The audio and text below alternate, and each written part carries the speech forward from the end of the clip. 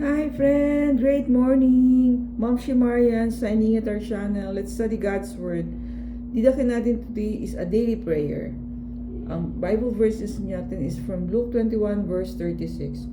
Be vigilant at all times and pray. So yung the one who wrote today's story or sharing or article is si Brother Adrian Panganiban. Wow, it's been so long na hindi natin nakita or nabasa yung mga sharing ni Brother Adrian. So sabi niya, every time na he's in front of the steering wheel driving, so he cannot help recite the driver's prayer. So what is the driver's prayer? Grant me, O Lord, a steady hand and a watchful eye, that no one shall be hurt as I pass by. So sabi ni Brother Ian, this is also applicable for all of us wherever we are on the road. It's a beautiful prayer that should be engraved in our hearts every single day. So again, it's grant me, O Lord, a steady hand and a watchful eye, that no one will hurt as I pass by. So tayo din, when we pray the driver's prayer, kasama tayo doon, di ba? We want also to be taken care of the Lord and protected.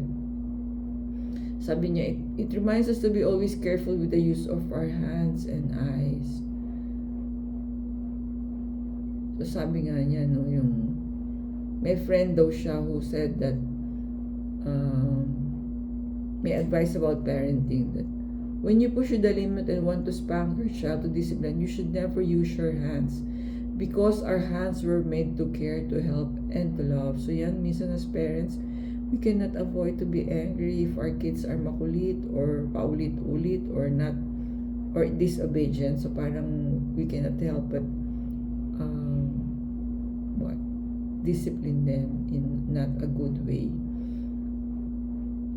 So sa eyes naman, how many times we have fallen into sin because we took one look at too many.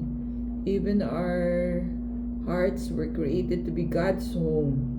So let's make sure that only Jesus is enthroned there, nobody and nobody else. Yes, Lord, please stay in our hearts.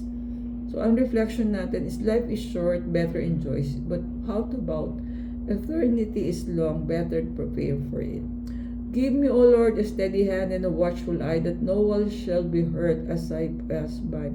Amen, amen. Thank you for watching. See you in our next video.